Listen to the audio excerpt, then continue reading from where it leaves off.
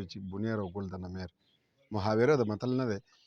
نو بونیر واقعي چې ګل د نمیر دی.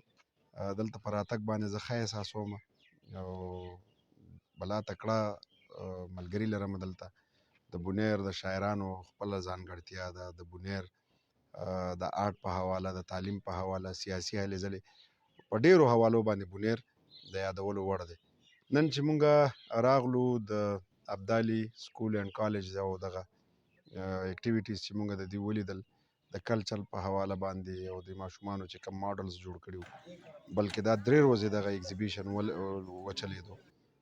بلا خلک ورته رالل، په سوونو خلک رالل، د ماشومانو هغه هلې ځلې ولیدې، ما هم ولیدې، زه هم خوشحاله شوم. دوی پکې بلا تاریخي څیزونه را ژوندي کړي وو او به تاسو په دې ویډیو کې د خلکو لیدلي به هم وي.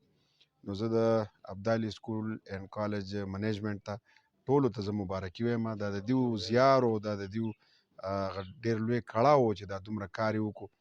او ما مخکې هم وویلی چې په پوره صوبه کې داسې اکټیویټیز نه دي شوي. باید چې د پښتنو په سیمه باندې په سکولونو کې د خپل دود او دستور او د کلچر د شیانو سره نږدې داسې اکټیویټیز وشي، داسې هلې ځلې وشي، ماشومان پکې بوخت شي. د دې سره به ماشومان نوي نوي د خپل هغه سکلز نه هم خبر شي کوم چې په دوی کې دي او دوی ته پته نه وي. نو دغه مواقع کول اساتذه کرام ورکړي، دغه کول سکولونه او کالجونه ورکړي. نو د دې ماشومانو د تعلیم سره سره هغه پټ اړخونه به هم راڅرګند شي په کومو کې چې د دوی ذهن فراخه کار کولی شي، که هغه د ډاکټرۍ د آلاتو په جوړولو کې، که هغه د کورونو په جوړولو کې، که نور داسې ساینسي څیزونه ماډلز جوړولي که نه. همدغه د دې سکولونو نه ورو ورو خلک مخکې ځي کالجونو ته او یونیورسټیانو ته، پوهنتونونو ته، او بیا په نړۍ کې د هغې د علم رڼاګانې خورېږي. نو زه خوشحاله یم، زه مبارکي وایم ټول بونیر ته. خدای دې وکړي چې دغه اکټیویټیز هر کال یوازې دوی نه، نور سکولونه او نور کالجونه هم شروع کړي.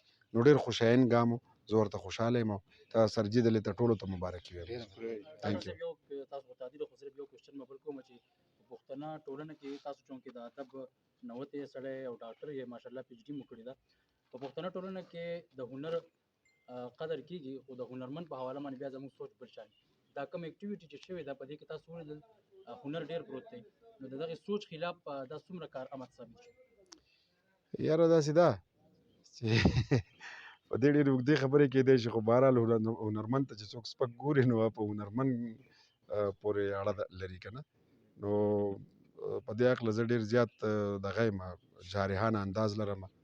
او زه چې چېرته هم پوه شوی یم چې یاره زما په هنر کې چا خبره کړې ده، یو خو پوهه خلک یي که نه، د پوهه خلکو خبره نه کوم، یو عام کس یي او زما هنر ته بد ګوري، نو زه د هغه په علاج بیا پوهېږم، ټیک ټاک جواب یې ورکوم.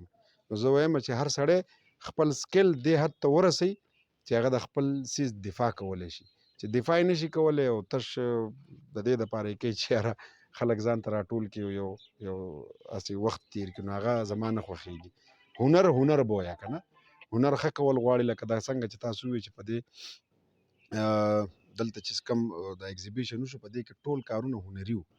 نو په دې کې خو داسې یوازې نه ده چې هنر، موږ دې ته نشو ویلی چې یوازې به یو سړی هارمونیم غږوي یا به رباب غږوي یا به سندره وایي. په هنرونو کې دا ټول آرټ دی، په آرټ کې ډېر څیزونه راځي.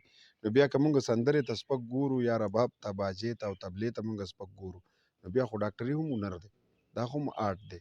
بیا خو چې څوک په ساینس کې څه نوي کارونه کوي هغه هم په آرټ کې راځي که نه. ساینس دی خو په آرټ کې راځي، د ساینس آرټ دی.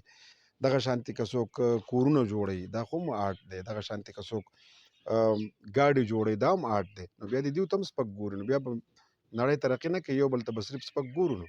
نو هنر چې دی نو دا د قدر وړ دی. او څو ژوندی خپل هنر کا او په خپل هنر نظر کا. خوشحال بابا دا ویلي که نه، خوشحاله شعر نرشه که شته شته که نشته نشته. نو د خوشحال نه مونږ لوی خلک نه یو. خوشحال بابا چې ویلي چې خپل هنر ته نظر کوه چې تر څو ژوندی.